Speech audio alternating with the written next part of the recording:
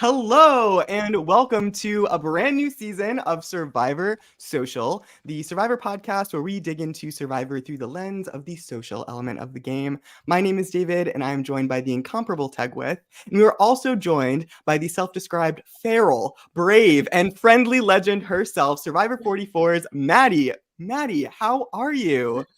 I'm good, y'all. I'm good. Super excited for 45. I feel like it's always a little weird for people to come off of their season, but for me, like I've had like no feelings except for just like excited. And I think, in May I was sort of hoping like I hope the new cast sucks. And actually like I freaking love them. I think that they're great and I'm really really stoked. I feel very good about this season. Awesome, How are y'all? yeah. I'm living for the season. Honestly, I know that the people, we'll talk about this later, but I know people are polarized on the first episode, but I'm all in. I loved it so much. I was so happy for all of it. So I'm super stoked to see where 45 takes us this season. Yeah. Totally. If this is any implication of what's to come, it's going to be a chaotic mess. And I'm very excited for it with a lot of good people to root for, maybe some people to root against. We'll dig into it. But before we get started, make sure to like and subscribe to Survivor Now on podcasts here on Spotify and on YouTube. And be sure to send us your opinions at survivorsocialpod@gmail.com or message us on Instagram at survivorsocialites. And before we begin with some questions that we have gotten from some fans, Maddy, I want to ask you, what's your go-to Madonna song at karaoke? Ooh, okay. Like a Prayer. What a great question, David. Thank you. And I'm going to throw it back at you. Like a Prayer. And then the sleeper hit that people don't play enough is Ray of Light. It's so good. Or Jump. Love her. Icon. Love her. Quality choices. The jean jacket iconography of just like, yeah, Ray of Light. It's so underappreciated. The fact that are you a Madonna stan? I am a big Madonna stan. I honestly, okay, like the fact that Vogue was on the B side and like people don't even know that it was a B track, like, come on. David, Madonna is iconic. We'll have to sidebar. Tag, do you listen to Madonna at all? I'm gonna say my favorite Madonna song is gotta be Vogue, but the Sue Sylvester version off of Glee. So like I'm probably not the biggest Madonna person in the world, but that music video is definitely top 10 music videos of all time. And it wouldn't be here without Madonna. So love Madonna. Yeah. Yeah. Oh my God. Did we get a comment from Emily herself? Oh my God. Emily. Emily, if this is you, Emily, I am obsessed. Is it Emily, the real Emily? What's your favorite Madonna song, Emily? Yeah. Most importantly. I need to know, Emily, if that's really you, please. Can you text me so I know that's really you? Although, can Emily's cousin text me or whatever we're supposed to say? Yeah. I would have to say right now, my favorite Madonna song is either Secret or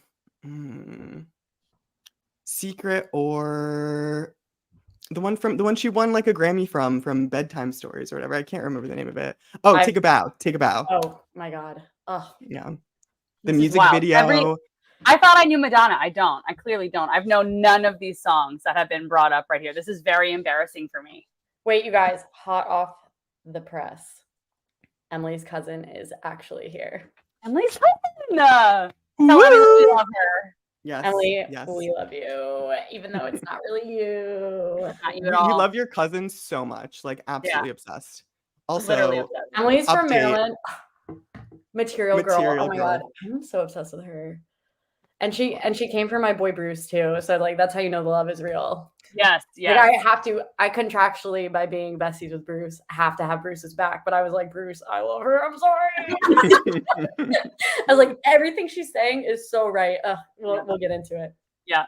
Yeah, absolutely. And that actually ties into one of our listener questions. So we can start with that. So who says this? So many people. Gio asks, for all three of you, would you rather be stuck on an island with Bruce or Jeff Probst? Oh.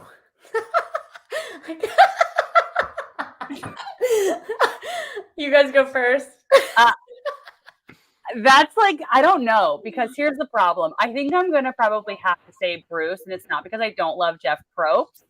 That's not the reason why. It's just I feel like Jeff and I have nothing in common except for like loving Pete Wentz. Like I feel like that other than Survivor and like loving Pete Wentz, I feel like Jeff probably gets like so sick of like, you know, like randos talking about Survivor with him probably, or maybe he loves it. I don't know.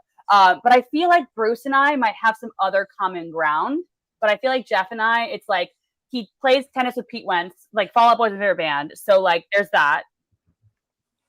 And that's it. So I'm going to have to go with Bruce.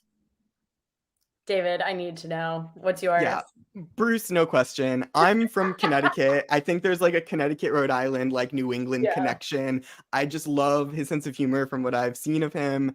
And yeah, sorry, Jeff. I just feel like Jeff's sort of in like uncanny valley territory at times with like the plastic surgery. And so I'm like a little bit like, I feel like that he would be was really scary good to wake these up next days. to. I agree. I agree. But these days, I think he was great.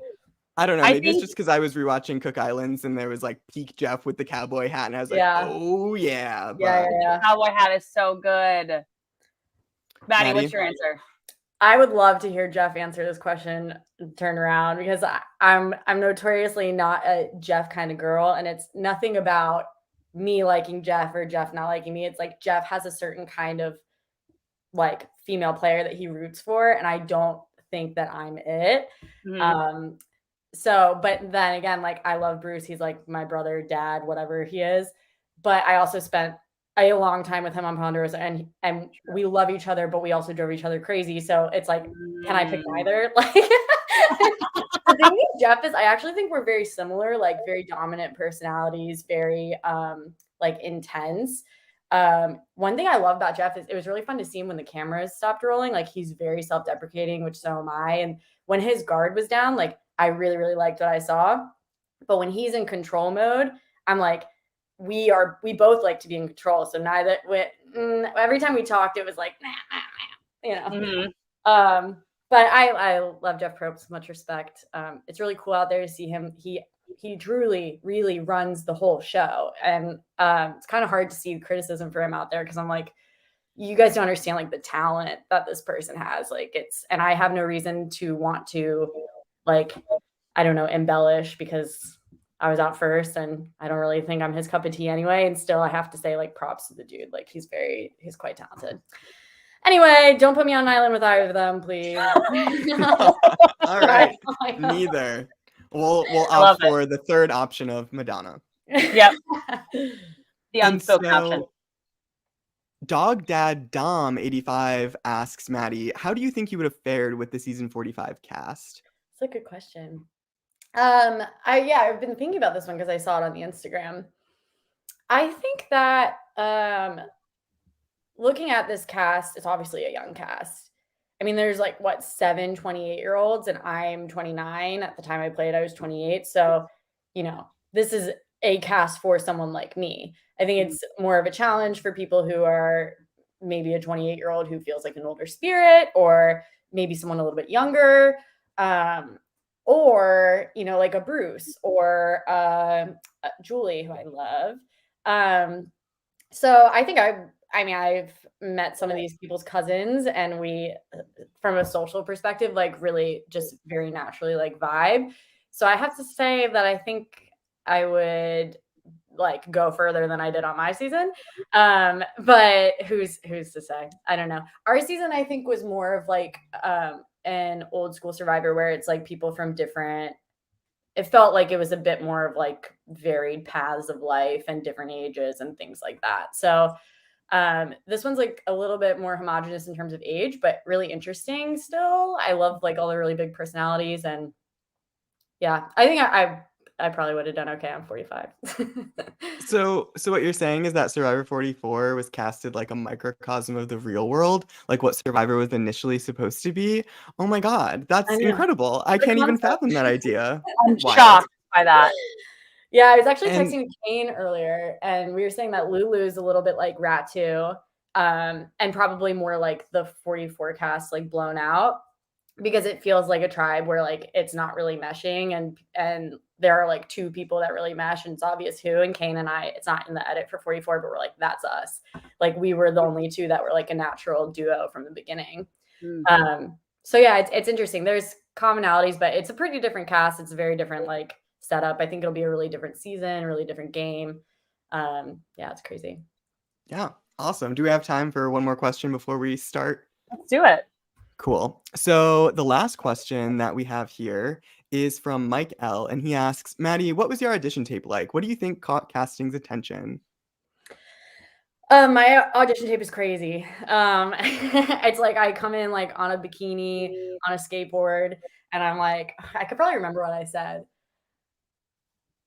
I was like, sassy, scrappy, iconic, humble. Can you tell I'm a middle child? The Madonna of Survivor. Well, like saying all this crazy shit. And then I was like, didn't even say my name. I was like, don't you want to know my name? Like very provocative, which is sort of my thing. So I had tried for years and years, and I was like, well, like, you know, to get on Survivor, either of you could be on, you're very charismatic. Like you have to have some charisma, right? So I was always just trying to be likable in my tapes, and it wasn't working. And then I was like, who gets on Survivor as like a young female? And I was like, oh, the divisive people. So I just sort of like big brained it and was like, okay, I'll stop trying to be likable, and I'll just lean into like my more provocative sides, which are less likable, but more, I guess, like alluring to casting. And so, yeah, that was the tape that did it. So none of my nice tapes made it. The tape where I was like, I'm very divisive, and it was just all real, but it's just like, you know, normally you like tamper that kind of side of yourself. And in this, I was like, yeah, I thought about releasing it, but there's like personal stuff in there, and I'm like, you guys don't deserve to know about me. Fuck you all. So I'm like, if I didn't get to tell my story on the show, I'm like, maybe I'll just keep it to myself.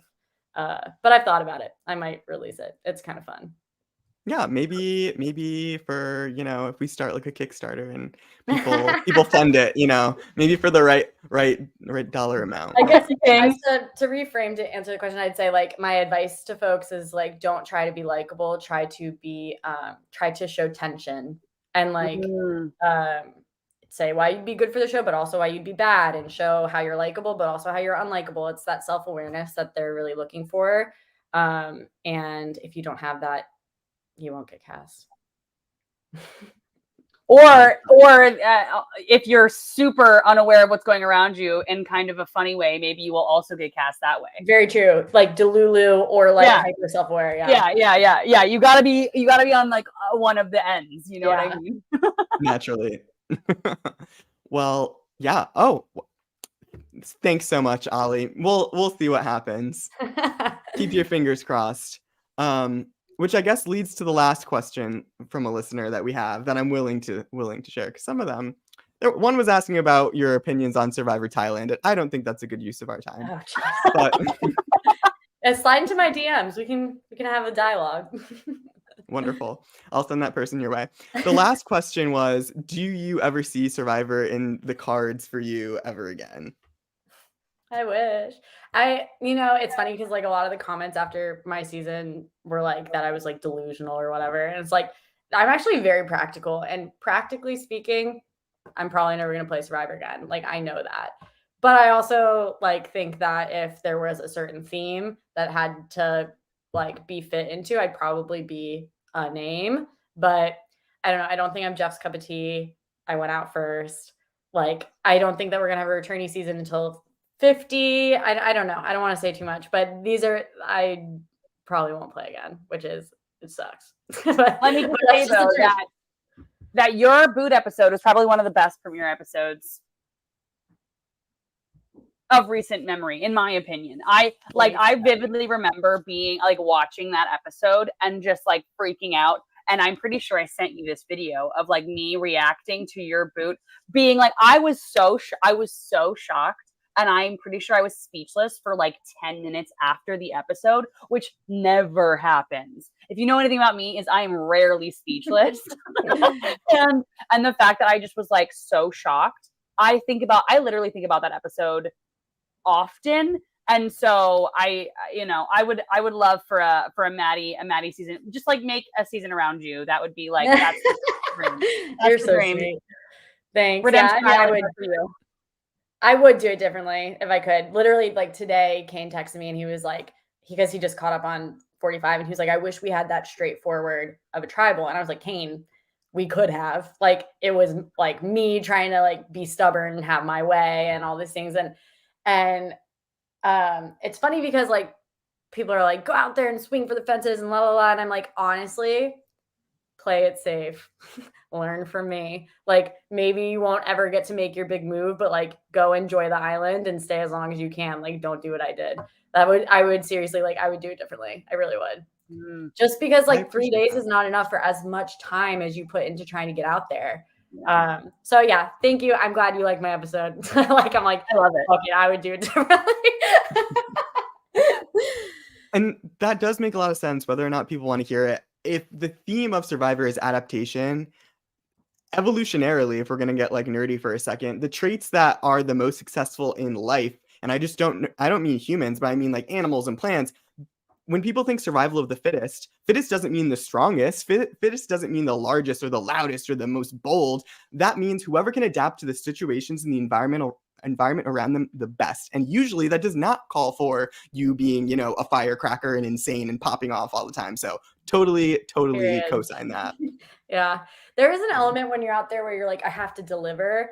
And I'm like a very principled person. So everything I said during casting, I did. And like, it's just my pride. I was like, well, I'm not going to say that I'm going to go out and do this, this, and this and not do it. So my first opportunity to do it, I did it. And that's also like some advice I would give someone trying to play is like, don't be foolish. Like, don't get caught up in the moment. Don't try to like stay to your word in casting. Like go out there and try to win $1 million.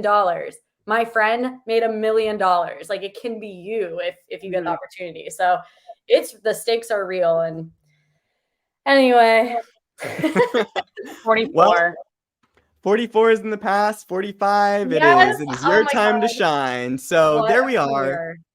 45 starts. We can do hard things. Some of us can't, apparently, but a lot of us can. So that's a good thing, right? I know. That was honestly, it's kind of shady. Like the producers were like, what is going to be the name of the episode? And I just was like, I felt like it was like there were a couple of shady things this episode that I felt like production did, and that was one. And the second one, not to skip forward, but I'm skipping a little bit. When Jeff was like, Bruce, watch your head. I'm like, don't make the same thing but just inclined. You know what I mean? And then say, watch your head. Like that seemed like a little bit of a dig, but a couple of things I was like, what are they doing? I feel like they're trolling us. It's crazy. Did they in the episode do a throwback to Bruce hitting his head? Where did I see that? Maybe at the very beginning, I think they did. Oh my gosh, that like moment, seeing that, it actually makes me like for Clemp. Like it has a visceral like I have a visceral reaction to it. It's crazy. Like it doesn't matter where I am. If I see it, I'm like it just makes me like it was so real. That happened literally 5 minutes into us starting. It's crazy. So seeing him do those challenges in 45, I am like, watch your fucking head, dude. Yeah. The mud. It was crazy. Those challenges are fun. I think they were more fun than ours. I think they're more dynamic. I think they're like, bigger, better. Yeah. As much as I agree with you, I have a feeling Brandon, on the other hand, did not agree with that opinion. But okay, so there we are, in on the boats. We get some cocky confessionals from Drew right off the bat. I'm one of the smartest people you've had on the show. And my immediate reaction was, and shut up. And I'm sure he's going to be great. And there's going to be so many things that I love about him. And I know that, you know, he wants to come out strong, right? But what a bold claim. I guess we should have seen him during the Sweat and Savvy try and do the Savvy part, I guess. But that's a good point, David. I wonder if he could have done it. We should ask him. Yeah. I've seen the solutions online. It does not look easy by any means. Yeah, I don't know how anyone would have done that. I mean, I like to see people fail, so I was very happy with that outcome. When we did our Sweat and Savvy, I knew that like no matter what happened, we would achieve it because I just don't think that they're that hard. Which is why I was so upset that we didn't do Savvy because I was like, we can totally do it. Like they've all been achievable. But this one, like, it's nice to see the stakes get a little higher and. That's really brutal. Like you can't imagine the way it feels to be like, I'm not going to have any warmth tonight. It is fucking freezing out there. So it's hard because it doesn't really translate on the show, but that feeling of them returning and saying, we didn't bring anything back. oh my gosh. And then the paranoia of like, did they really not bring anything back? I so happy they failed. I thought it made for a really interesting wrinkle to the premiere.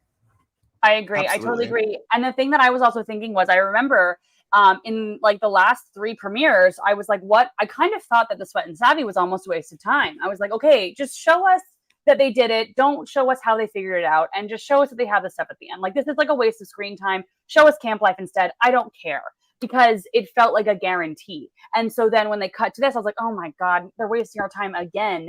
But it wasn't, because it wasn't a guarantee. So I did love the fact that like it wasn't like, you know, it's one of those things again where you can't always, nothing is guaranteed on Survivor. You know, Jeff loves to say that. And this is one of those things that reminded the viewers that like they didn't earn this, and they really didn't earn this again. So I was super happy that they made it a little bit more challenging, and they made it the fact that they had to do it like together. I thought that was super interesting. Yeah. Who stood out to y'all during that Sweat and Savvy? For me, Brando. Mm-hmm. Because I wouldn't have, honestly, like looking at him, I would not have pegged that he was going to be like someone who would have even like done that sweat part, because he's small. He's a small person. Small, yeah. He's really small. And so the fact that like they were only a couple of like logs, or from the edit, it looked like they were only a couple of logs behind Caleb, and who was Caleb with again? Sabaya, Caleb and Sabaya. I was like, wow, either Jake really carried the team on his back, which maybe could be the case, or like Brando really put in work, which I thought was really impressive. So just because of that, he's the one that stood out to me a lot. Yeah. Yeah, I thought he's super likable and just like relatable and normal. And that's like very important out there, because people start acting weird when the cameras come on. And so the people that act normal and are not putting on a show are really refreshing. And that's, from a social game aspect, like that pays dividends. It's like very important to be able to just like act like a normal freaking person when you're out there. So I was just refreshed by how normal he was acting. I was like, yes, he feels like a friend, like someone I could just sit on the couch and talk to. David, what about you? Who did you like during the Sweat and Savvy? Yeah, I'd have to say Brando too. I wish that we saw potentially more friction. I wish that we also potentially saw one of the tribes just give up and say, I'm going to help this other tribe, and try and make an alliance with those other 2 people. I really like when there are cross tribal alliances. I always think back to Tocantins and the fact that there was almost an exile alliance that could have potentially changed the game. And I am always interested to see, even when Claire last season was, you know, chatting it up when she was sitting out, I always think about those moments. And so for me, I always think there are other people around. This is an opportunity that you can potentially mingle and get someone on your side. Never hurts, especially before they've gotten to know their tribe super duper well. You can be that first impression that really maybe helps in the long term. So Brando / all of them / I feel like it was a slight missed opportunity, but I liked all of them. Yeah.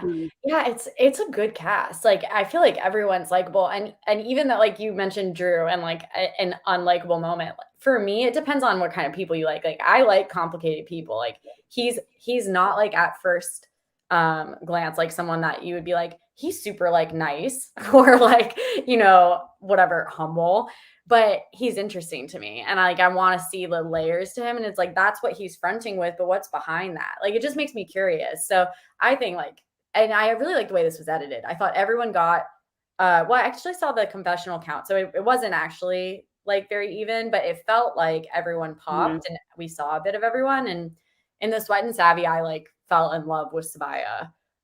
Again, a normal freaking person who is relatable and like inspiring to watch her talk herself through that challenge, and to see the bond with Caleb, that they're suffering beside one another, and like he's inspired by the way that she's rooting him on and all that. It's like so human, and that's to me like the best survivors, when people are having genuine connections and we see it and we don't just hear about it, and it's not force fed to us. Like it's such a good premiere. I loved it. Yeah, I agree. Yeah, struggle does bond you, and I feel like that's going to be, I can understand why, and we'll get to Emily, why she would be a little worried about a duo. But I'm glad that we got to see this duo shine and get closer to another. I do want to back up a little bit back to the barge, where we get some really good moments. We hear the first of Kendra and her Drew Barrymore-esque voice, which I absolutely love. If she had a talk show, I would listen.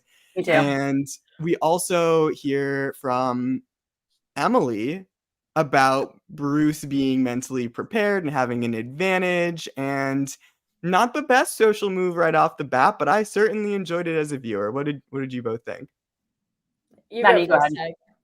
Oh, well, I honestly, when she said that, like the editing was so great in this moment. I just want to say, I love when it's almost like Ryan and I watched Jaws recently, and like you don't see what's going on underneath the water, but you know something's coming, right? And that's kind of how I felt in that moment when Bruce was like talking and then they kept cutting to Emily. I was like, oh my gosh, like something is about to happen here, and I could feel it bubbling up. I was so excited. So I loved the editing first and foremost.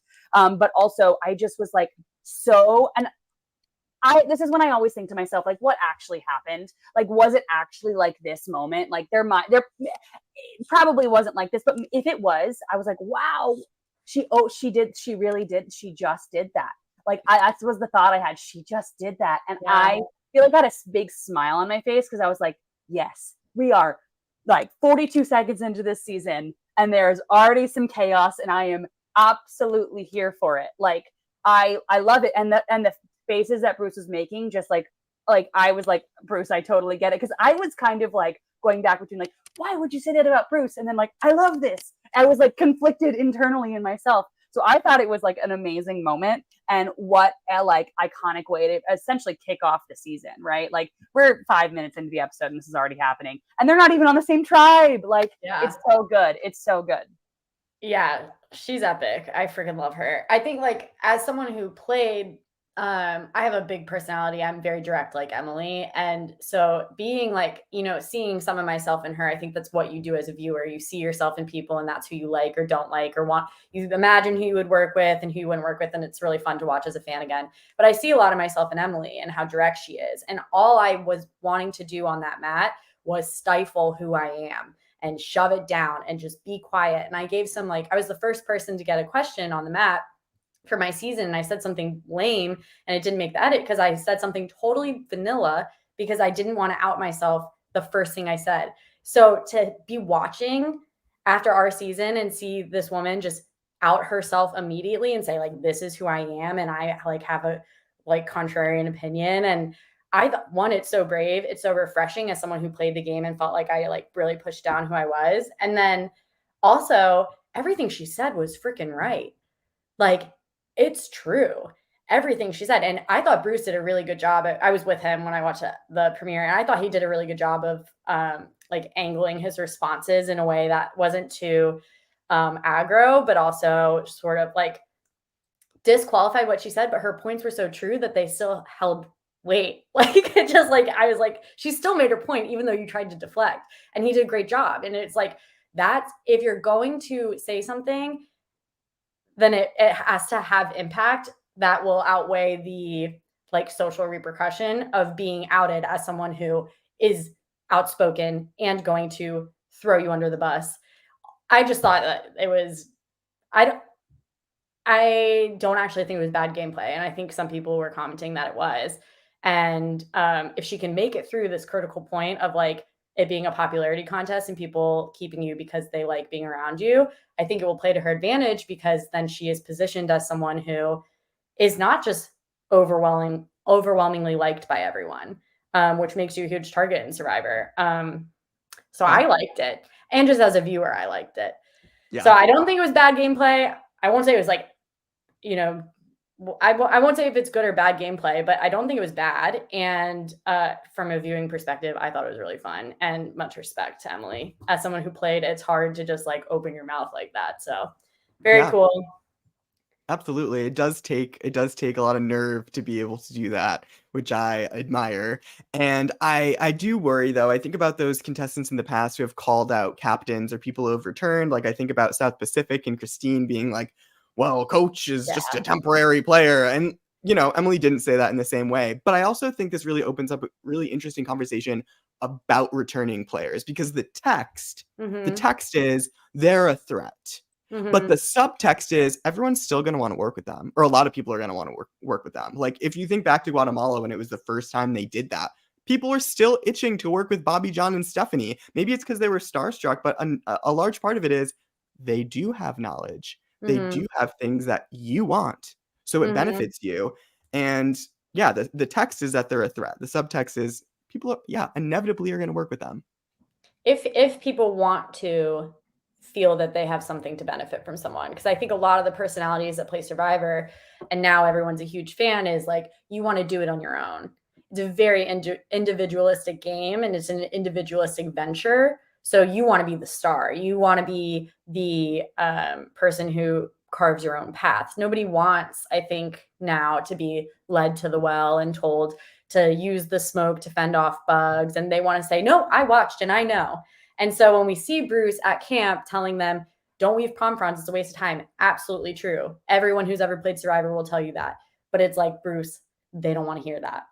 So it's interesting. I think that the time, you're totally right, David, in your analysis of like what has happened in the past. But I think things are changing where like this is a game that each person wants to own themselves. And these returning players are, I think, seen as being in the way.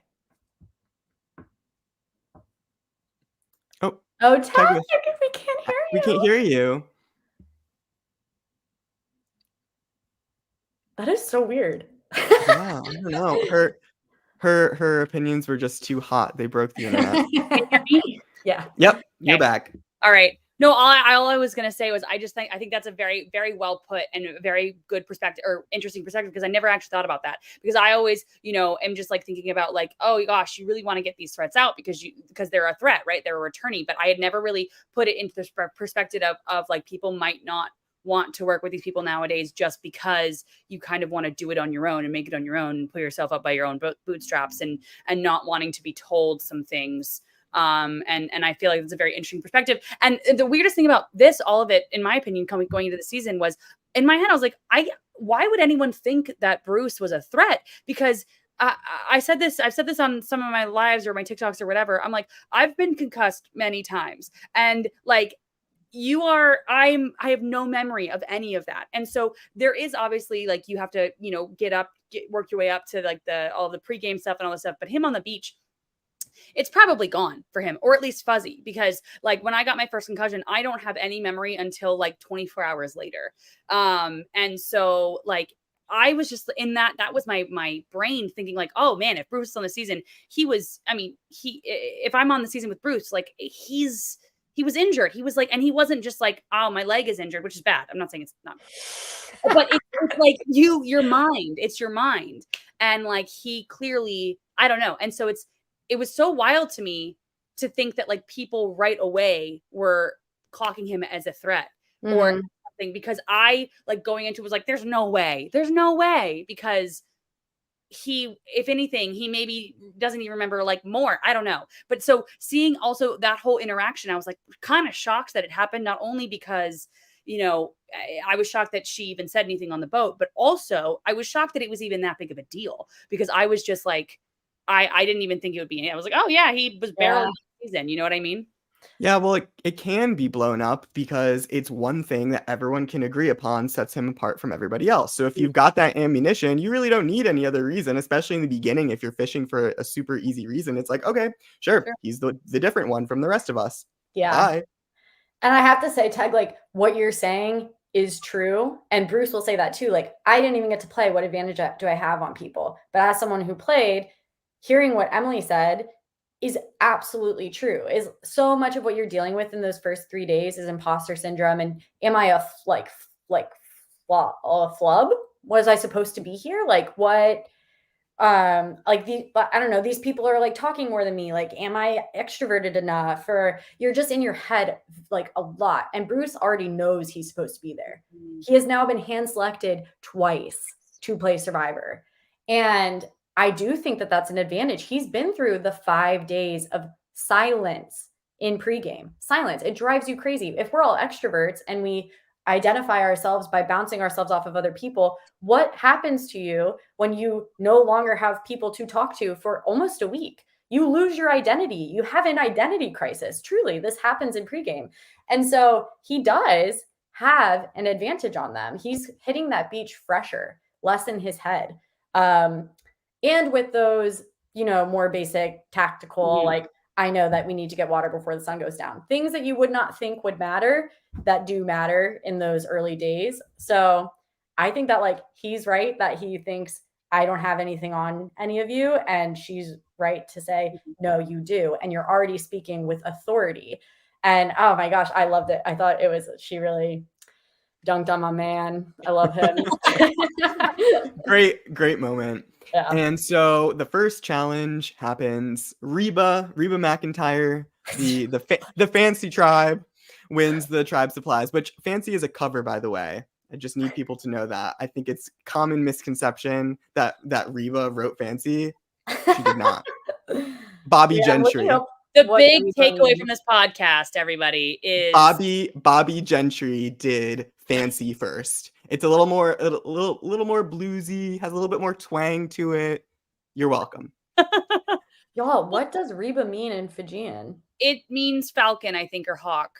Okay, yeah. I Googled it. I'm seeing pictures of birds. Yeah, it's like a hawk. Okay. All of the names are hawk. It's Lulu is an owl, Reba is a hawk, and Belo, I think, is an egret or like a water bird of some sort or something. Yeah. Which tribe do you all think that you would fit on best? Teg, you're wearing the yellow tribe, which is a choice. So what I'm going to do for all of these podcasts is I'm going to wear the buff of the tribe that goes to tribal council in like support. Okay.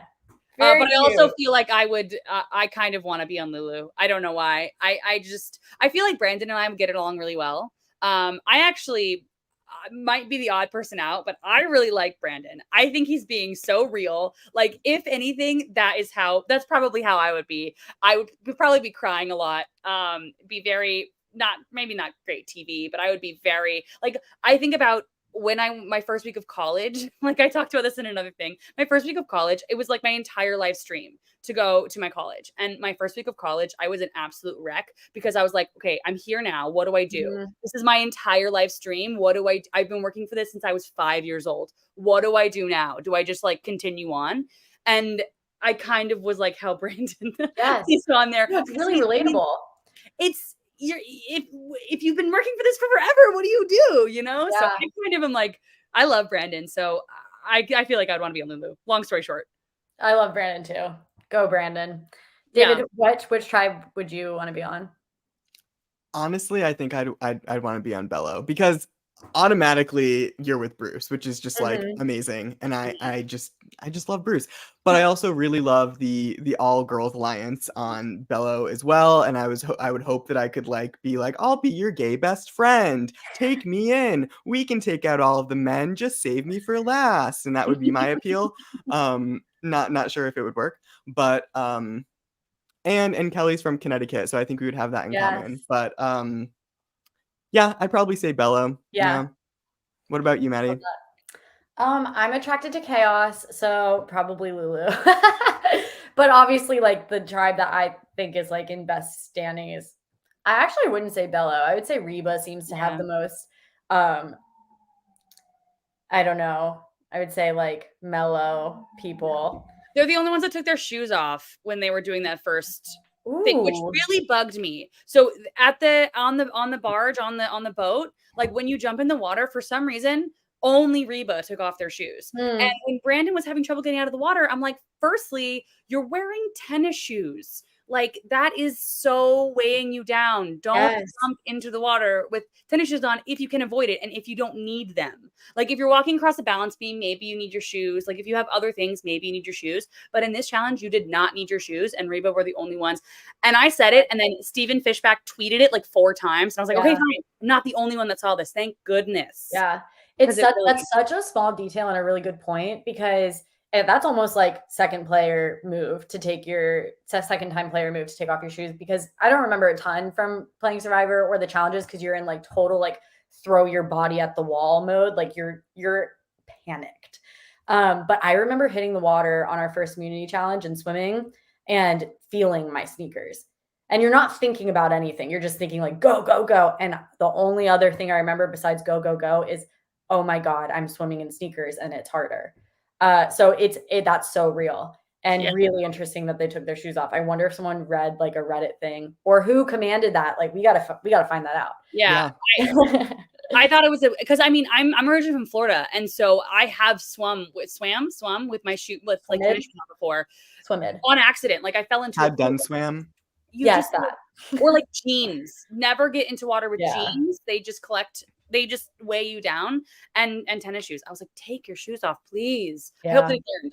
I hope Brendan and everyone has learned to take your shoes off. I think it's the country spirit of Reba McEntire herself. I spoke to them and told them to do that. She said, I'm a man, I'm a country woman, I am of nature. You gotta be barefoot to do this. I also think back to Crystal Cox and Gabon in the first challenge when she's talking about her like 10-pound heavy shoes. And I don't know why, but that always stuck with me. And I was like, shoes, bad. Nope.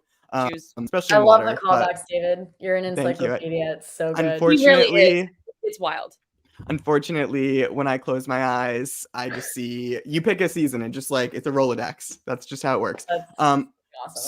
But thank you. So I have a question. So Maddy, you tell me, do you think Bruce can be the crazy drunk Uncle Bruce that he wants to be? Does he have that in him? Is that the essence of Bruce?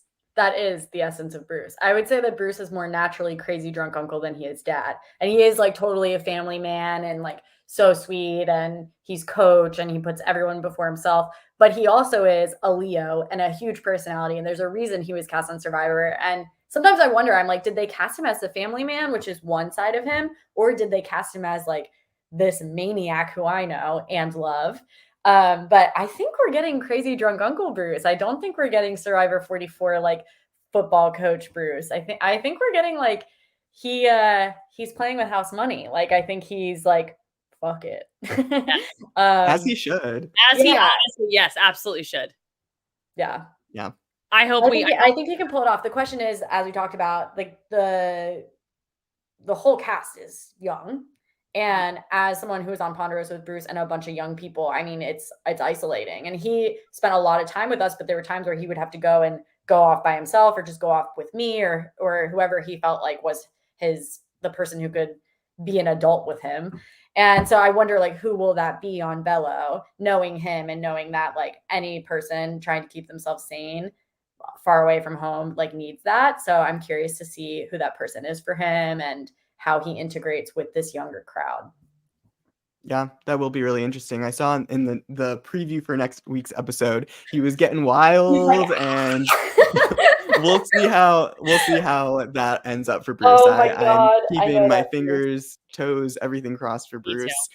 And so because Reba won the opening challenge, the other two tribes have to do the Sweat and Savvy. We talked about that. But just to clarify, yes, neither tribe was able to win.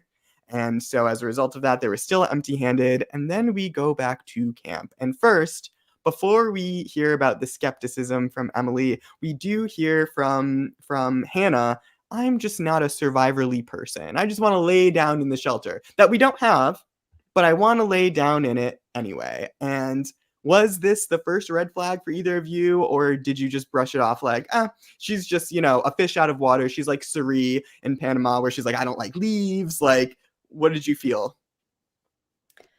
She seemed well adjusted besides what she was saying, right? She was speaking with confidence, and she seemed present, and it seemed like she was adapting. Yeah, but otherwise it felt like her central nervous system seemed to be like intact, whereas like Brandon seemed a little bit like he was trying to catch up, catch his breath and like actually like, hierarchy of needs, like get himself together. She seemed grounded and observing the way her life would be changing and was reckoning with that. It didn't register right away that this was going to be like something that would just unravel into like a fatal ending. Mm-hmm.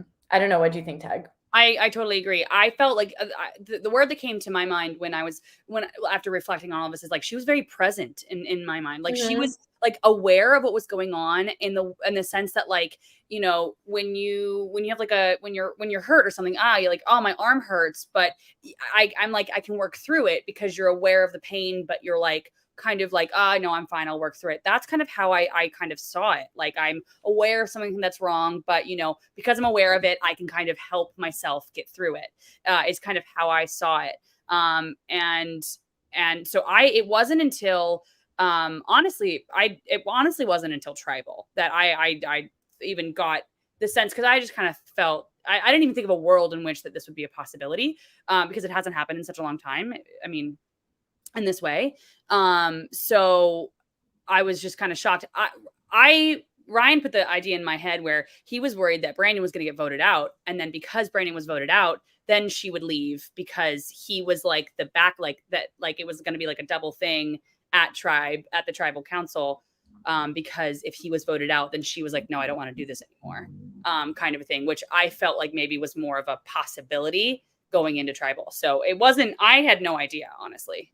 Yeah, that's an interesting thought. I hadn't considered that, but that would have been a very unfortunate way for things to play out as well. I do also want to talk about Sean, because Sean is telling Sabaya that Emily's skeptical of her relationship with Caleb. And do we think this is like a good move from Sean to earn some trust? Do you think this will bite him in the butt? I think Sean played pretty well socially. He seemed to be in the middle of things without actually being one of the big names catching fire. Yeah, I agree with you, David. I think that if people are saying things like that, like it's interesting when people comment online because I actually didn't see this, but let's say theoretically someone says, well, why would Sean do that? He's putting he's putting his neck out there. If people are doing that, then they've already ingratiated themselves with people. Like then nobody is doing anything out of the blue. And that's true for any interaction you see. So if Sean is presenting that in the way that he's presenting it, he's already good with them. There's no, like, everyone goes through psych tests, high EQs across the board on Survivor. If he's putting that out there, it's because he knows I'm safe here. So I think it's a good move. He's sharing information about someone who appears to be on the bottom. So I think it's low risk. I don't know. What do you think, Tag? Yeah, and I also want to say, like, I feel like Sean is also saying this to two of the apparent strong people of the tribe. Well, I guess wasn't he only saying it to Sabaya, I think, but like one of the two people who is the really strong people. And if we're going from previous seasons and just previous Survivor knowledge or whatever, the strong people usually in the beginning are saved, at least for tribe, quote unquote, tribe strength. Take that as you will, you know? So there's also the fact that maybe, you know, Sean sees that, you know, if these people are the backbone of the tribe and it's going to help us win, then they're probably in the safe. And I want to be on their good side if he's playing from like the tribe strength scenario, which is not always the case, right? Like that's not always the case, but I kind of saw it as something like, you know, he knew where the strength in the tribe was and maybe he's playing just to kind of make it a little bit further and keeping the quote unquote tribe strong. Yeah, that's a good point. Well, I like Sean. I think we're going to see some good stuff from him. I'm excited for all of this cast, to be honest. There's nobody, even though, as we'll get into it, like, I'm not sure Sifu is playing the best social game right now, but I'm really enjoying him as a character. So before we move on to everything happening on the Reba McEntire tribe, I do want to finish off on Bello and say, the girls make an alliance. I love this alliance. How do we feel? Yeah, I'm for the girls, always for the girls. Like my heart is like just blown up watching it. And for Kendra to be like astutely, all the women go out early. This has been a trend. Like, let's fix that. The only way to fix that, turns out, is to prevent the women from going home. So they have to bind together. And I think early in the game is the best time to do it because statistically a female will go home first. And then if you're doing things by gender, like if you're doing alliances by gender, then you have a numbers problem if a female goes first. So it's very important early in the game to be unified. Whatever they do later on doesn't matter. But if they want to keep those women intact to the merge, it's got to be done now. Now it's time. So yeah, critical timing, and just like seems like they're naturally vibing anyway. So that's great to see. I actually forget who are the men on Bello. Okay, so it's Bruce, Jake, and Brando. And the reason they were able to chat is because they were doing the Sweat and Savvy, and then Bruce was off being 45 or whatever. Okay, cool. Yeah, I like them too. I also just love this tribe. I love all of the casts on this season, honestly, but I also just really love this tribe. I really love what that lawyer bit with Jake and what was Katura. I just like, honestly, such good television. Like the fact that she was just like, knowing exactly what she was doing, just like, oh, what's this? Oh, what's this? Like, oh, that's crazy. Like, blah, blah, blah. Getting him to talk about it more. Amazing television. I'm obsessed with the gameplay. I will say I'm always super like, not tenuous isn't the word, but I'm always super worried when people go in lying about something so big, because I guess it's mainly because I'm a talkative person. I could never lie about something like what I do. I could maybe bend the truth. So like, I'm an events manager, not that that's a threatening thing at all. I could maybe say I'm a host at a restaurant, right? But I could never be like, I'm something completely different, because I would slip up, you're on the, I mean, Maddy, you're on the beach 24/7, right? And having to be on 24/7 seems to be near impossible. Yeah. And so I'm always worried about somebody who's going to lie about something so a huge part about your life, especially the fact that she's a civil rights lawyer. And probably a huge part of her identity. So I'm always really worried, but I loved this bit. I'm in for the lie because of this bit, because it was so good. Yeah, it was. I agree with you, Tag. Like, I think that it depends on the person what they should do or not do. I lied about my job for lots of reasons, and they picked up on it, and they were like, "There's no way." I said I was an assistant to a CEO, and they were like, "There's no way this girl's an assistant." Like, what? I don't know what I did, but Kane immediately came and told me and was like, "Girl, like, you need to act stupid." And for Katura, like, she has a very different quality where she comes off as an airhead. I mean, she's really smart.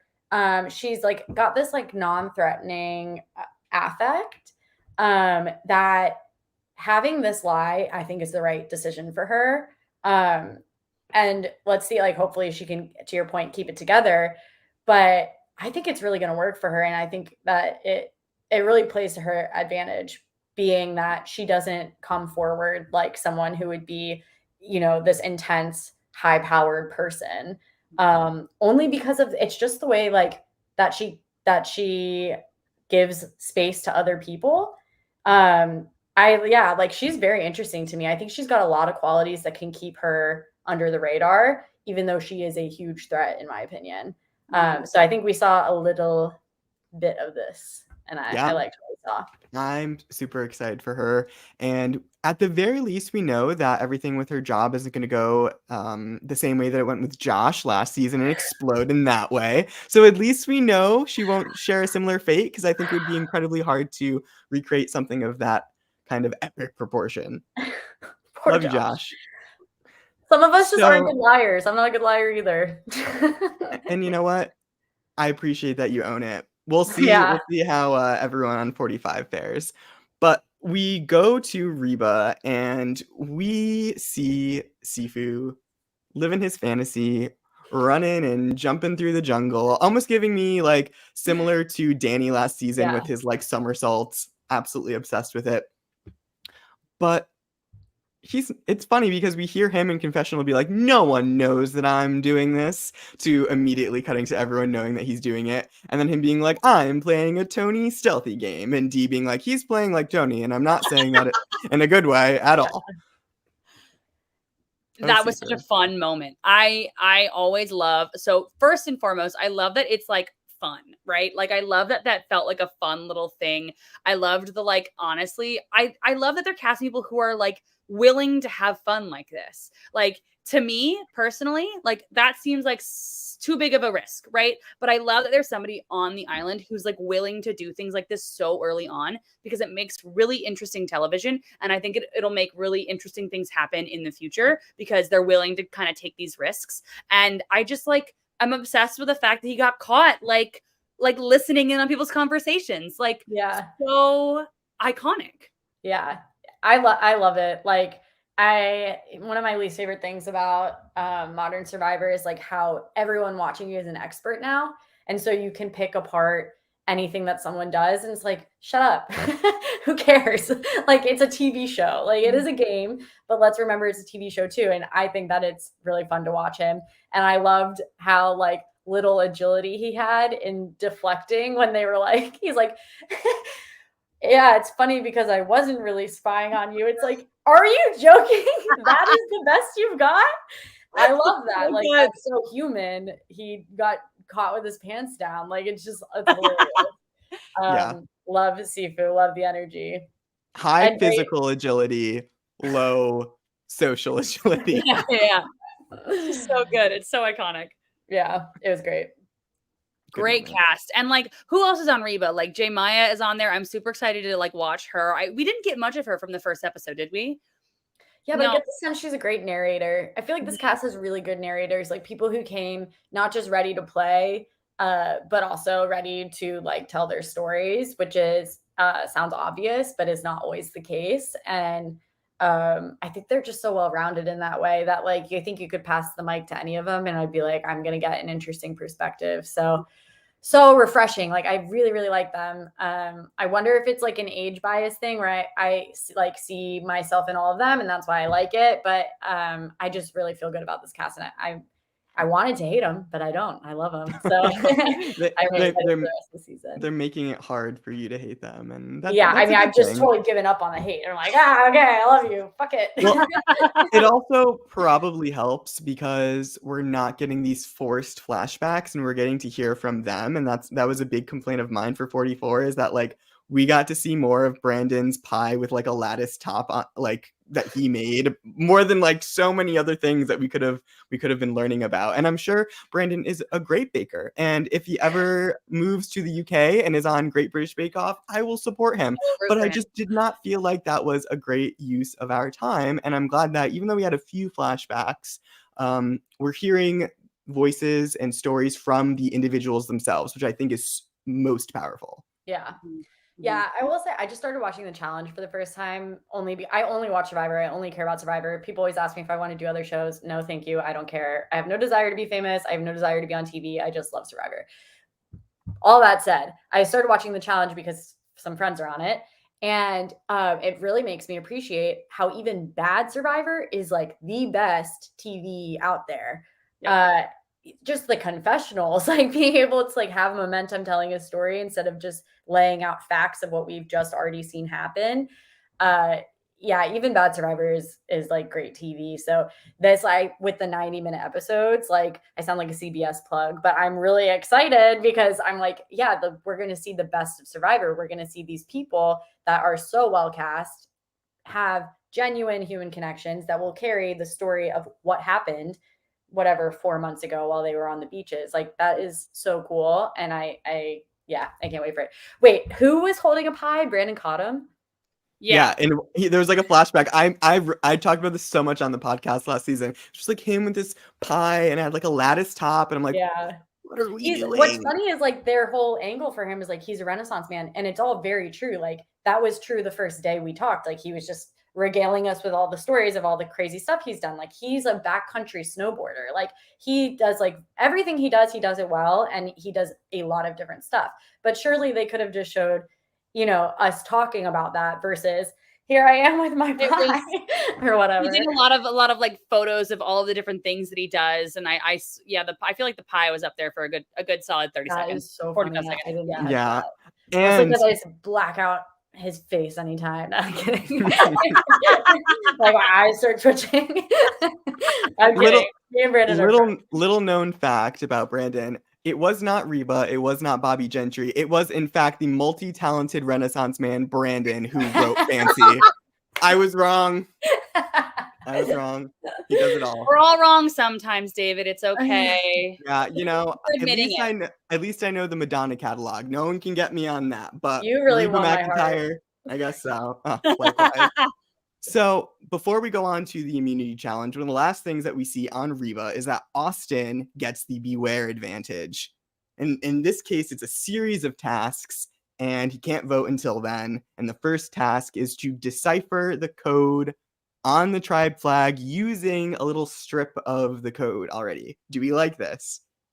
David, I'm so grateful that you gave a recap because all I could focus on was what a hunky man Austin is.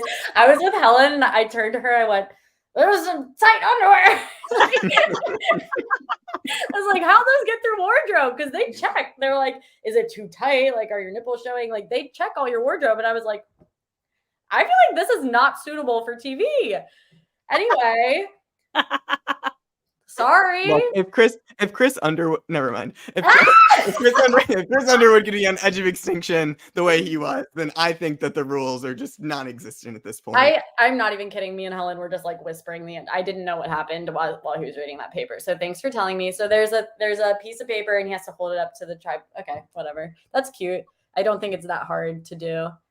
Well, that's the first step. It's like a multi-step idol. So I think that once he finishes that, I don't know. I kind of am excited. So when Russell broke the idol, in my opinion, essentially just like skipping the hints and just going to look for it, I was always sad about that because I really love the deciphering of the clues. I've always loved that part of, I don't know that I love that it's a beware advantage, but I do really like that it's like, not just go out and like look in the jungle for the scavenger hunt. That's not super interesting to the people who are watching because like we don't actually know how hard it is and they're just cutting together some things. You know what I mean? So I kind of am really obsessed with the fact that they are actually giving like some sort of clues again, because I really always loved that. Like my favorite hidden immunity idol that they've ever done was in China, where it was like actually a part of camp. And I really loved that kind of thing where you really had to know or else, you wouldn't have known. Like you're walking under it all the time. And so I'm super stoked to see what actually happens with this idol, where it is, what it looks like, because I think this is a really fun twist. And like I said, I don't know how I love that it's a beware advantage. I don't really care about the beware advantage that much. I mean, I guess he thought, you have to think about it before you get it because you lose a vote. But I feel like the beware advantage hasn't mattered that much to me in the grand scheme of things. Like you lose your vote, okay, but then okay, I don't really know what it does in the grand scheme of things. But I'm excited to see this multi-step idol. I'm actually weirdly excited about it, which usually for things like this, I'm not super stoked about it. How do you guys feel about it? Nah. I wasn't paying attention. I have my priorities in order. Like, that's great. Yeah, it is what it is. I was more excited when you brought up the Survivor China idol because I just think back to the moment where Todd gets it, Todd and Amanda get it, and Frosty runs over and he's like, "What are you guys doing?" And Todd treats him like he's his child. He's like, "Frosty, no, bad Frosty, no, get away." And speaking of which, we will be right back after a word from Todd Herzog himself. Maybe he'll scream at Frosty. Who knows? Be back soon. What's up, guys? I'm Todd Herzog, the winner of Survivor China, and I want to welcome you to Todd's Pop Shop. Here, me and my husband Jess, we custom make Funko Pops. We'll make literally anybody or anything you could imagine. But being that we're here listening to the Survivor Now podcast, I'm assuming you're all Survivor fans. So take a look at these. Some custom Funkos of your favorite Survivor winners, Sandra and Yule. Or how about Big Brother fans? Suri Goddess herself playing the game of Big Brother. You can also get her in Survivor form. Or maybe yourself with your favorite buff and a torch playing the game. But even better, get yourself with your favorite player like Nora here with Ozzy.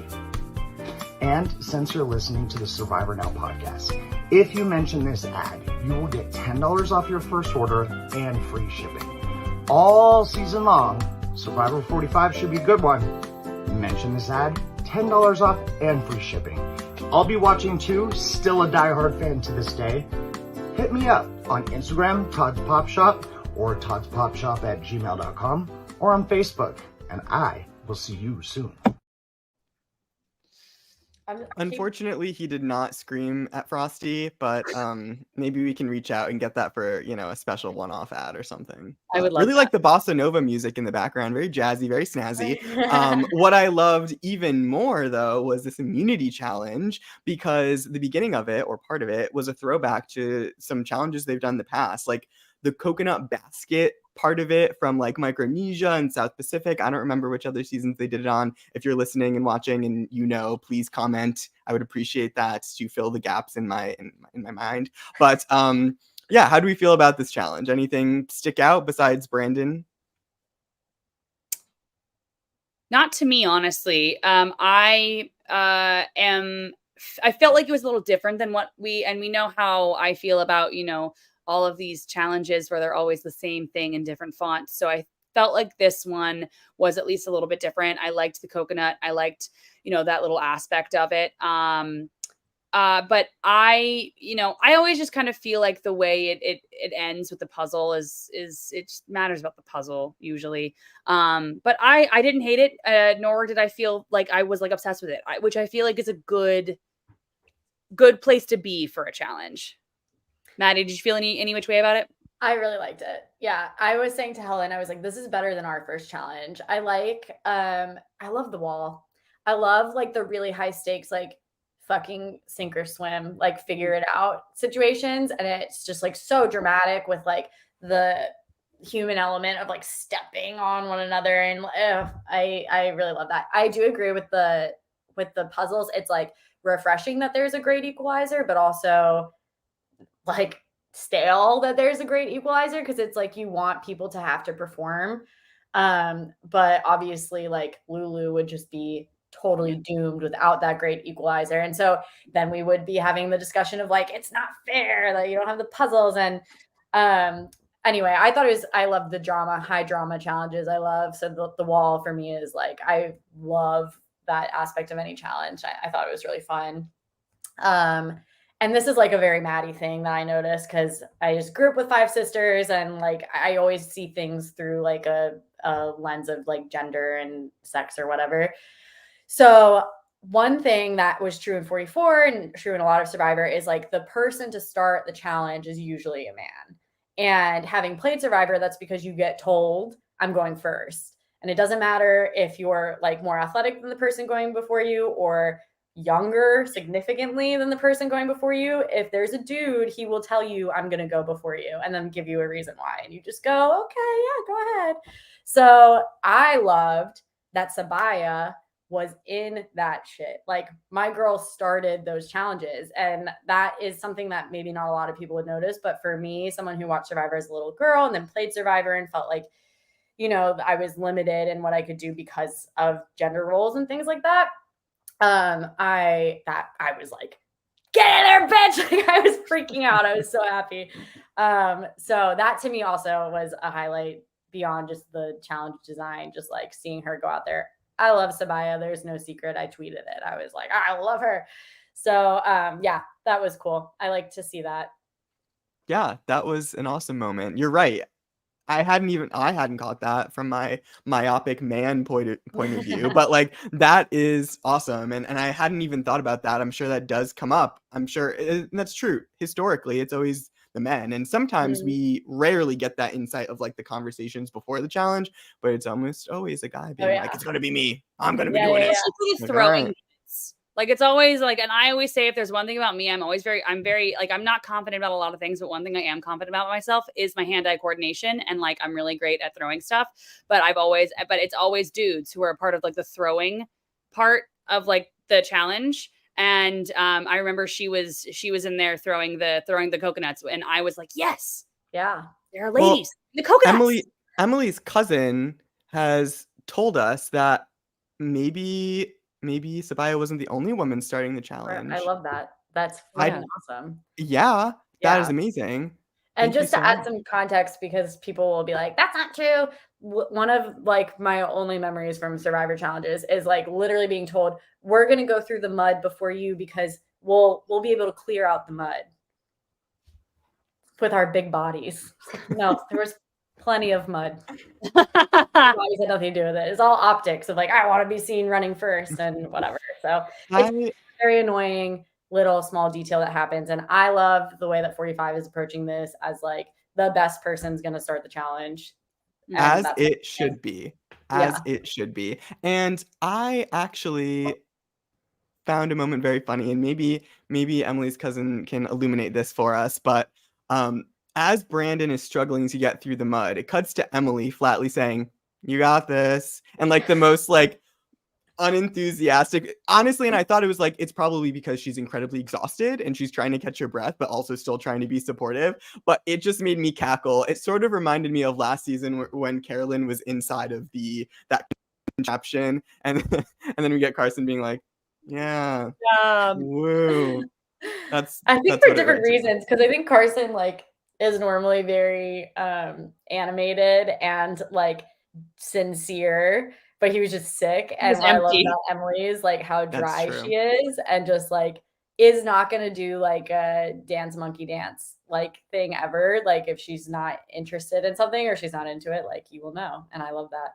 I'm like so obsessed with her. Like honestly, like Emily, I'm obsessed with her. But can I also say the big player of this challenge that was shocking to me, the buff. Can we talk about the buff? I am nervous putting this over my head sometimes. Like the buff hoisted up, what was it, 2 people?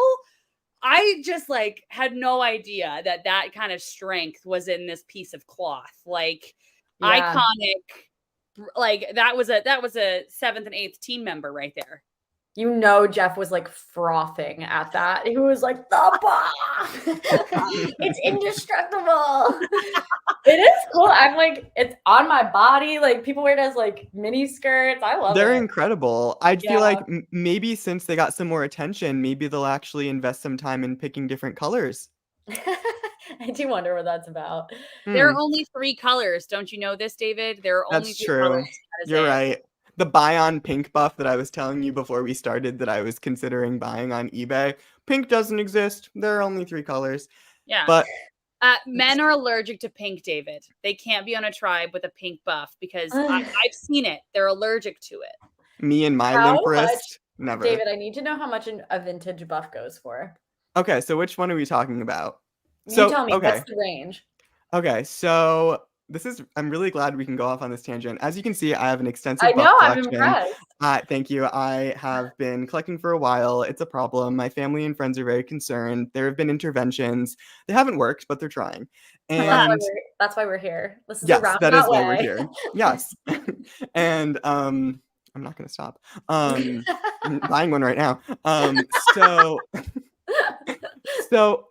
some seasons are easier to come across than others. So like Marquesas and Thailand, even though they were only sold for a limited window, they're actually somewhat easier to get than others. Obviously, the ones that are super easy to buy are the ones that are still on sale on buff.com or on CBS's website from the last couple seasons. But Tika is sold out because, Yeah. But some of them are like super expensive. Like the Token Sheens buffs usually go for somewhere around like $800 a piece. The ones from Micronesia also $800 to $900 to $1,000. Really crazy. All Stars also super hard. Wow.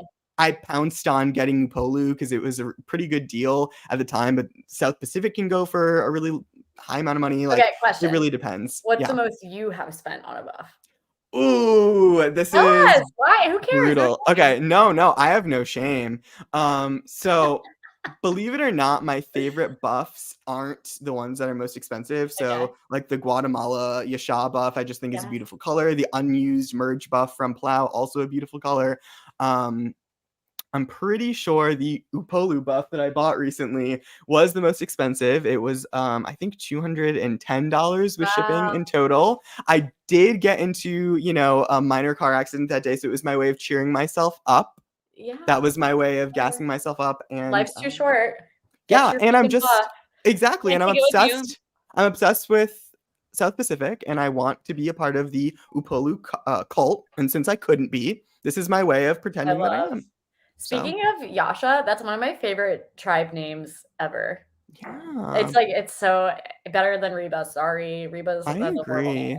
And it has the iconic Brian Corridon. Yes, I love. So Brian Corridon works for my uncle and has had the same job since he was like 23 for my uncle. And my uncle happened to be a huge Survivor fan, and Brian didn't know, and my uncle didn't know that Brian was on Survivor, but he knew that when Brian was starting to work for him that he was not going to be able to start for a few months. How crazy. So when I was like in 5th grade, I had Brian sign like a little sticky note for me. And yeah, now I've been on Survivor for a second and we're friends and like in the New York City Survivor community. So yeah, I'm a Brian lover too, all to say. Such a small, weird Survivor world. That's awesome. Just so Brian also used to be a regular at Ryan's old bar. And Brian walked in one time and I was like, yeah, well, he looks exactly the same too. Like Survivor. There's something in the well water on Survivor. Like they don't age. Like Eliza looks the same. Brian looks the same. Wild. It's incredible. Yeah. Brian's an icon. That is wild. He's great. I would love to. I mean, he's like a pre-merge icon, like someone that, you know, I wish would have come back. His confessionals were incredible. And also like someone that really could have won that season. So my heart breaks for those kinds of people. It's for things like this, which is why I want to have a pre-merge season. I want to do. I really, because everyone wants a first boot season, while I feel would be really interesting. I feel like it'd be more likely for there to be a pre-merge season where the what's the word? The pool of people to pick from is a little bit bigger. Mm-hmm. And like, I feel like people like Brian and you and just like so many iconic people who were pre-merge just would be so good on it. And I think 10 out of 10 would be a great season, but yeah. Undoubtedly. I only want a first boot season if Francesca can be the first boot for a third time. That's the only way that I think that should be greenlit. She gets some extra money on the side so she knows what she's getting herself into, and then she's the first boot. I think that would be iconic television. We'll find out if she did eat that rock from Caramoan after all. And yeah, it'll be a good time. But don't hold your breath. It ain't happening. Well, maybe one day. Probably not. But back to Survivor 45. So Bello ends up winning immunity. Reba wins second. And that means Delulu is headed to Tribal Council. I also like this immunity idol, but I think the first part is just so much cooler than the second. Like the second is like, here's the stand it was on. Really like not funny. Even the rest of the bird. Or you could like split the bird in half or something. I don't know. Get creative. The Survivor does this a lot, and it is not literally, but it is figuratively my biggest pet peeve, where they will have a really cool idol, and then the split would just be like the base and then the top part. I'm like, come on, you have a whole production team. Please just do something a little bit different than that. But I'm so passionate too. Right? It's kind of crazy that it ends up like that. Yeah, it's like they don't half-ass anything on Survivor. So when you come up with like a stump and then a beautiful bird, it's like, what happened? I know you all care. Some wings, maybe, or like I don't know, a pelican diving into water. Like I do like it though. When we got to our first challenge and there was a sword and a shield, I was like, "Are you fucking kidding me?" Really? I did not like it. I thought it was epic, especially when Kane was riding in with it.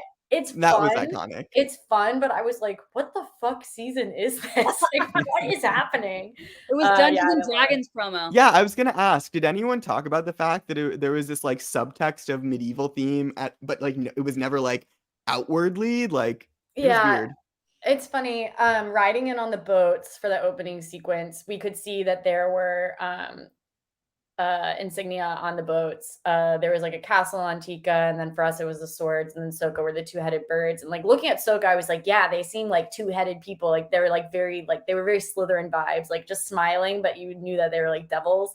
And then for us, we were like more stoic, and then the Tikas, they looked like this like beautiful, like rosy cheeked group of people. And then nothing came of it. I always thought that it was like going to come out that like there was a theme that we didn't know about that we were like falling into, and like almost like Truman Showy, like these people are these people, these people are these people, and like the audience knows, but we don't know, and we're just feeding into the themes without knowing about it. But yeah, it just was never a thing. Kind of weird. That is. I don't know. That's very interesting, especially because there is evidence that they've sort of done this in the past. Like, I know Gabon was supposed to be good versus evil, and one tribe was supposed to be like the cutthroat people who are mean in real life and willing to do whatever they want. And I spent some time with some friends actually thinking about who would go on which tribe, and it actually worked out sort of well. The numbers split, and apparently they scrapped that after a couple days in. But maybe they did intend for some sort of. I wonder. Yeah.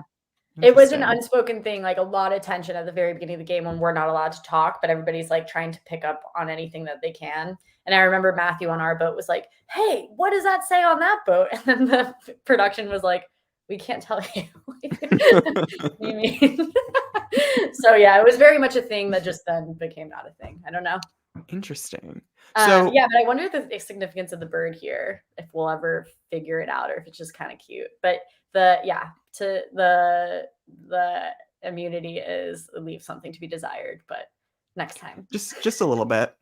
So we're back at Lulu, and I feel for Brandon. I know I've made some jokes at his expense during this podcast, but I really do feel for him, especially when he's talking about the physical pain that he's been in. And I think he said something about like it's been over like 10 hours or something. It was probably more than that, but I feel for him because I can't imagine like also being physically and emotionally or drained and then in pain on top of that. So,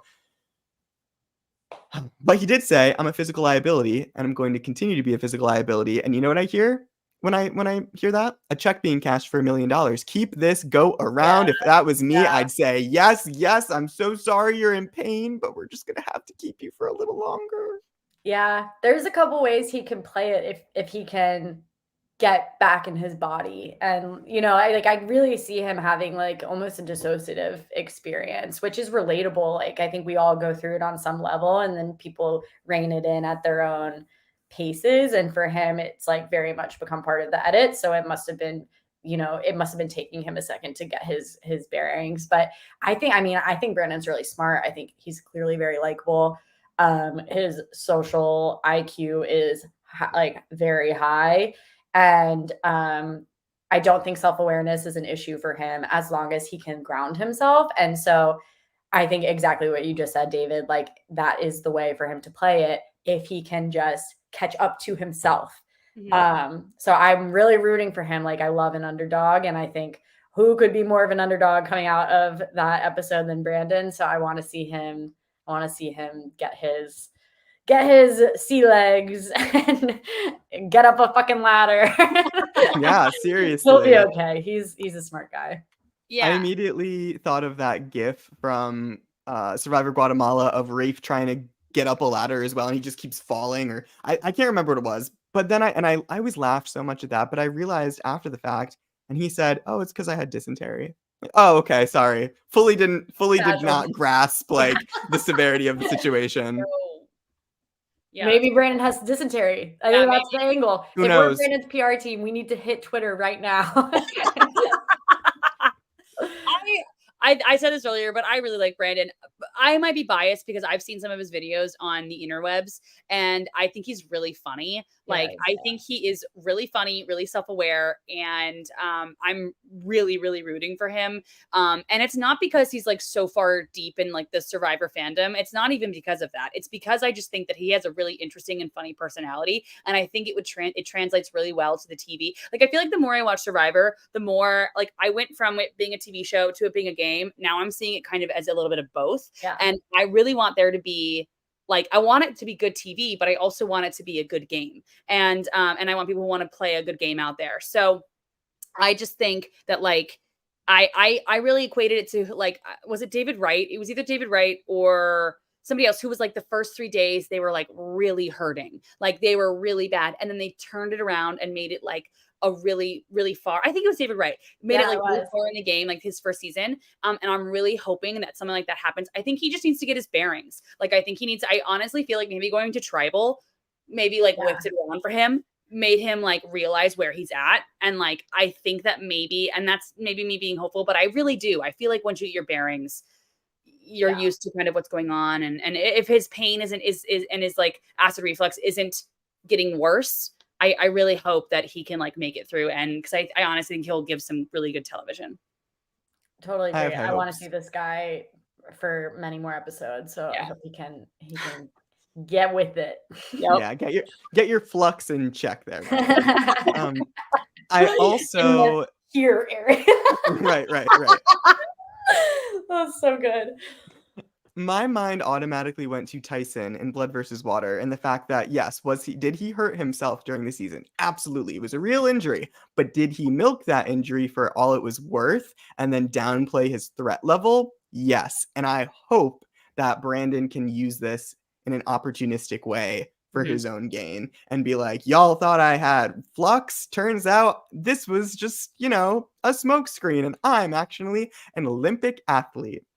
That's what I want to happen. That The would be big amazing. reveal. Yeah, I think we all want that. I think That it's would be what's iconic. happening is a lot more human.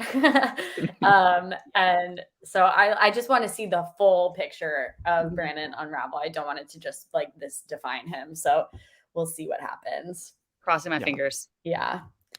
So then we get to the tribal. Tegwyth, why don't you walk us through, some highlights for you of this tribal? I honestly blacked out at the end and I can't remember what happened. No, I'm just kidding. I thought that it was like, I kept doing this face. I kept going like, because so much was going on in the first tribal. Like, I don't know. I felt like there was a lot of back and forth between Sabaya and Emily, because obviously they had a lot of grievances to air. Emily was not afraid to kind of say her piece. And that was pretty amazing. But then also obviously like everything that's going on with Hannah. And it wasn't until like the very end when I kind of realized what was actually going on. And then that's kind of when I, like all the rest of Tribal, I was kind of shocked, because what I typically do is when I watch Survivor, I will always like go around and be like, who do you think is going to be voted out? Who like videotape it? And I'll put it on like the TikTok at the end after the episode. And I was so caught off guard that like that wasn't going to happen, that I was like trying to find my bearings. And I just was like, what in the world just happened? Which kind of made it an interesting ending to the episode, in my opinion. I know a lot of people are kind of like not loving it, but I kind of felt like it was something that was memorable and made it a little bit, more of a real experience almost, because we saw that. But I don't know, the back and forth between, was it Caleb? Because I'm pretty sure Caleb talked a little bit too about everything that was going on with like him and Sabaya, and also them two and Emily, right?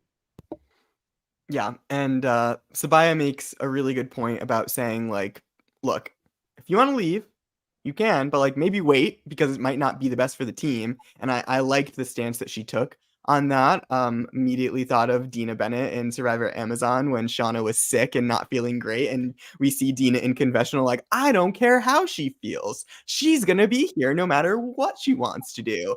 And obviously Sabaya was saying that in a much nicer way, but if it is a team portion of the game, like you want to be able to benefit as many people as possible, unless you're, really out for yourself. And obviously Hannah was in a position where like it was too much for her. And I'm not saying that she didn't make the best decision for her, because I respect that she honored her feelings and what she wanted to do. I'm not trying to discount that. But I also think that Sabaya has a really good point of like, if you can keep it together, you don't have to really do much. And but I wonder from a strategic perspective, like, yes, it's a team portion of the game, but I'm wondering if the subtext of what Sabaya is saying is like, maybe they know that Emily's a dead woman walking it anyway. Like, right? Like maybe they're like, she's not her. Sorry, not Emily. Hannah. Hannah's heart is not in this. Like, if it's me, the more people that go, the quicker, the better. So let's vote someone out tonight. And then if Hannah's going to quit tomorrow, then Hannah's going to quit tomorrow. But let's get 2 people out in the first couple days.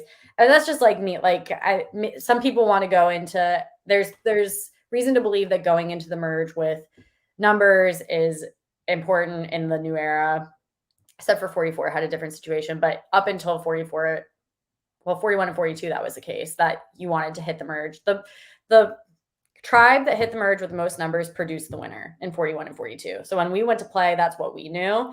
And I think 45 had seen some of 44.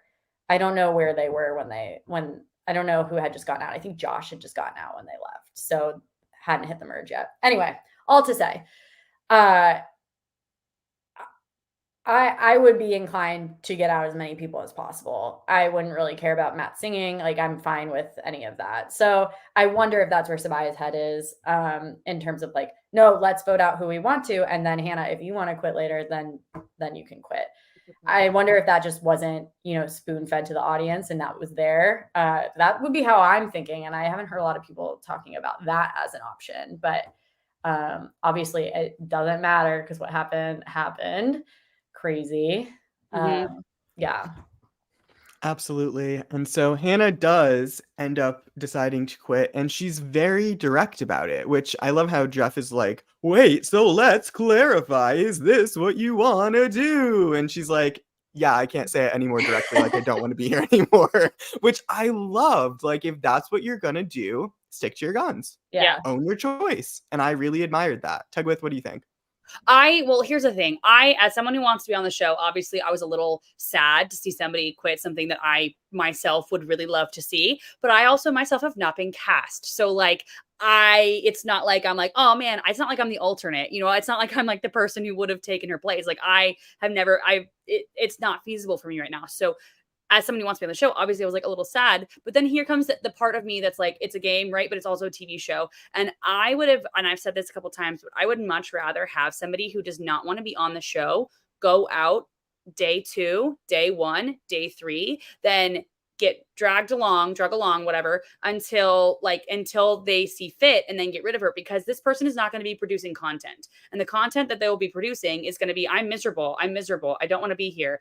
I would like to not be here. And this is why they don't want to do a cold weather Survivor, right? Because if you're miserable, like, it's not good content. Yeah. It's just like, I'm miserable. And no one really enjoys watching somebody. Well, at least I don't. I don't enjoy people watching.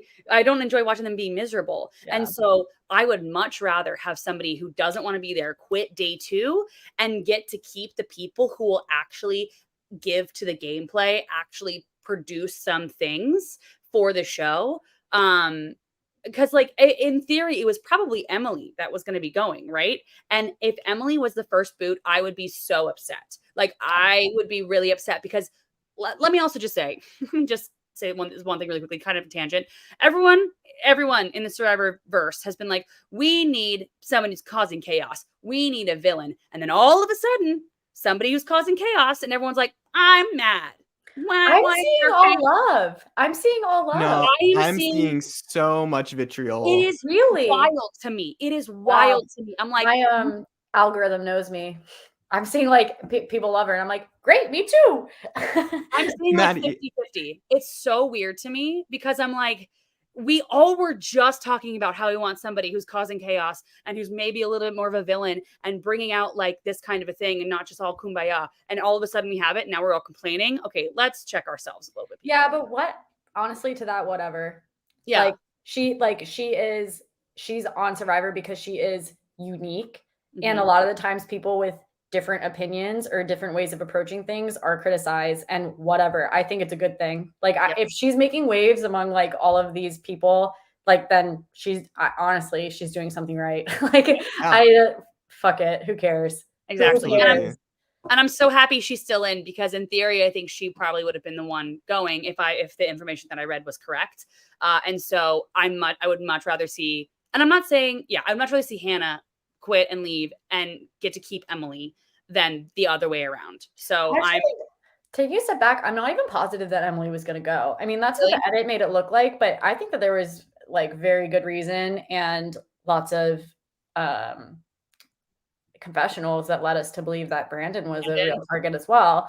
Mm-hmm. So I'm not even convinced that Emily was going to go, but obviously that's what they wanted us to think. What's her name on the one who went from Bello to Lulu? She cast a vote for Brandon. I forgot about this. Yeah, the Tendra. twist. Tegwyth, I need you to clarify this for those who don't know what's going on. Oh, okay. So there was a twist that was not shown in this episode that did happen. So the winner of the immunity challenge, they got to send one person to the losers tribe. So Bello got to send one person to Lulu to be there prior to tribal council. They got to watch all of the chaos before tribal council, all of that good stuff. And then the big twist is not only do they get all this information, they get to make, friends on this tribe, but they also got to cast a vote against one person that was going to be read at tribal council. So obviously no votes were like officially cast, like written on paper, and no votes were like read. So this was not actually read at tribal council. And it wasn't like integral to what happened at the end. So it wasn't shown. I'm really hoping that they go back and like show what happened and I hope they do this twist again, because I'm actually super excited about this twist.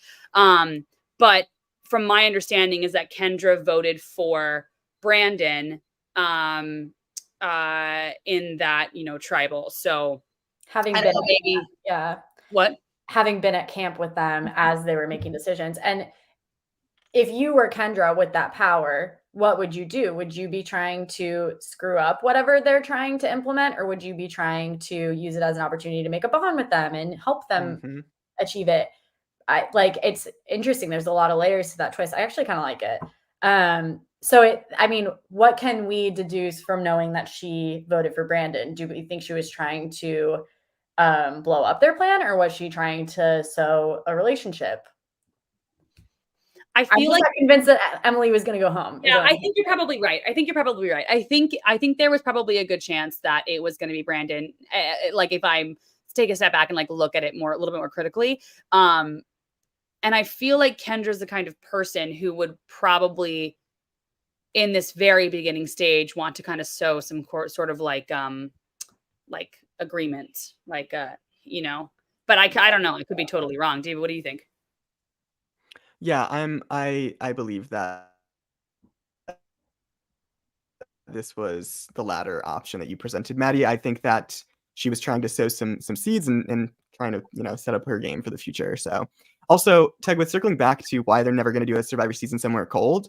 I also think it has to do a lot with bodies and the fact that, as you saw, Austin was on full display. So the departments definitely know what they're doing when they're picking clothes and definitely trying to appeal to some viewership in that way.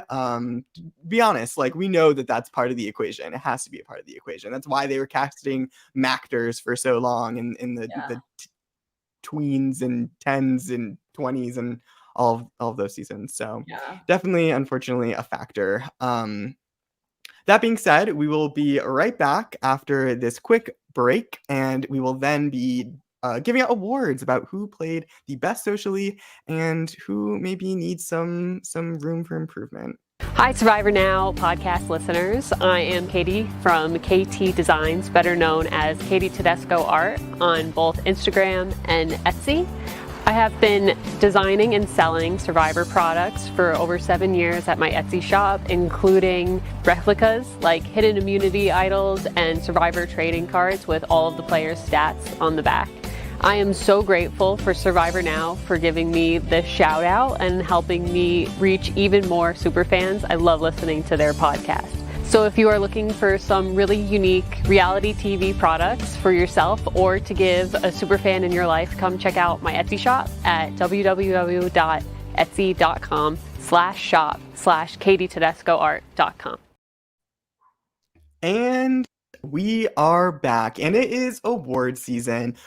It's not the Grammys. We're not giving awards out to our favorite Madonna song, which we should honestly have done as well. That could have been part of our, maybe we'll make that part of our award season going forward in every episode. But for today, what we will be doing is awarding the Social Butterfly Award to the individual we feel played the best. We'll each get to give one out, and then after that, we will give away the Driver of the Social Struggle Bus Award to the individual who we feel, just based on this episode, could use a little improvement in their social game. So, Maddie, as our guest, I would love for you to go first. Okay. So starting with who I'm awarding the Social Butterfly Award, has to go to my girl Sabaya. I'm obsessed with her. I think she won the hearts of America, but I also think that she's solidified herself as a quiet leader on her tribe. Although I guess you could make the argument that, Emily's clocking her. So I take that with a grain of salt. But I think that she has a good confidence about her. That's a quiet confidence that will lead her far into the game. And so I liked what I saw from this episode. She's likable. She's confident. She's people are coming to her versus her going to them. Those are all good signs. What's the mean award? What's the name of it? The driver of the social struggle bus. Okay. The driver of the social struggle bus this week is my baby boy, Bruce. Only because I know what Bruce is capable of. And he needs to get his head on straight. You're with a bunch. Think of Ponderosa, Bruce. Think of Ponderosa. You're with a bunch of young folk. Like, you need to let them play their individualistic game. I know that he's so good at winning hearts and minds. He needs to just be a friend, not lead anyone to water. Like, let them figure out how to drink themselves. They don't want your help. And so he will figure it out. He's a very smart dude. He is super charismatic. He's lovely to hang out with. And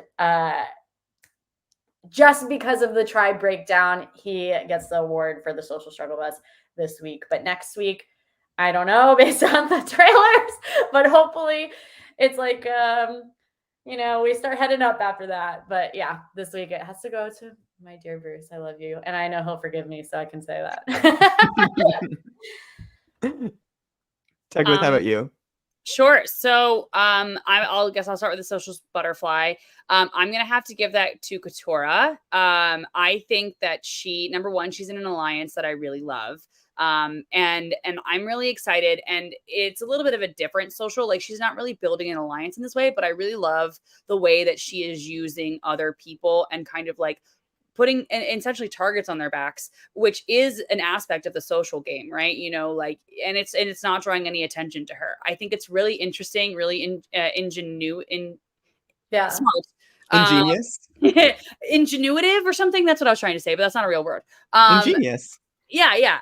I liked it. It's interesting. I'm not smart, but that's why I can't think of the word. Teg was very smart. You're very smart. Come on. But I think it's just a really cool and different side to the social game that we don't see as much. And I'm really excited to see what she does with it. And so I'm definitely going to have to say Katora. And then for the social struggle bus, this is a hard one because I feel like the obvious choice would be Emily. But here's the thing. I think she's drawing an interesting, like, big target on herself in some sort of a way, which I think is actually almost better, especially after talking to both of you. Like, I think it's kind of an interesting thing that'll actually get her through further. And so what I will probably have to say then is, rather than Emily, I think I'm going to go with Sifu. I think is his name. Only because I love the content that he's giving. Like, I love that what we're seeing on the show and all of this fun stuff that's going on.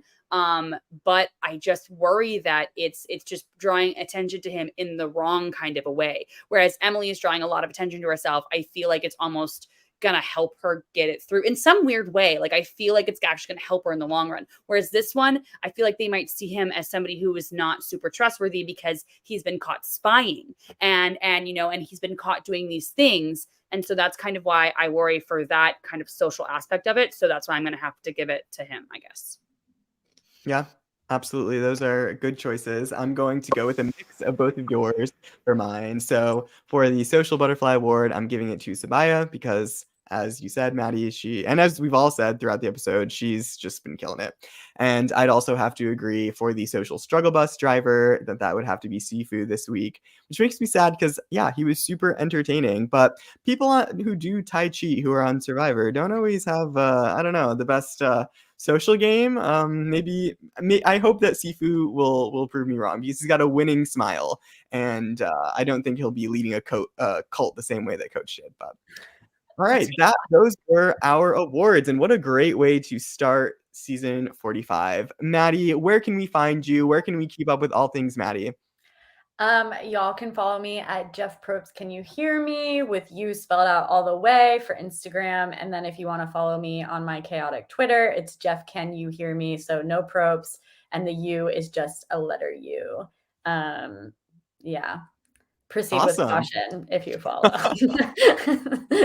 Literally the most iconic screen name of all time.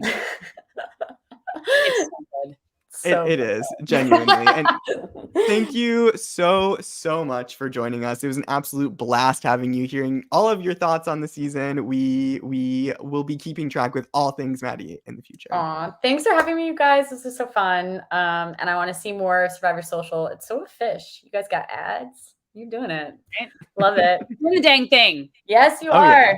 Okay. You sure Love you are. guys. Thank you so much. You're so welcome. Bye, everyone. Thank you so much. Be sure to tune into Survivor Social next week and check us out on Survivor Social Lights at Instagram and Survivor Social Pod at gmail.com. If you want to email us your questions, and we will catch you next week. Thank you so much. Those were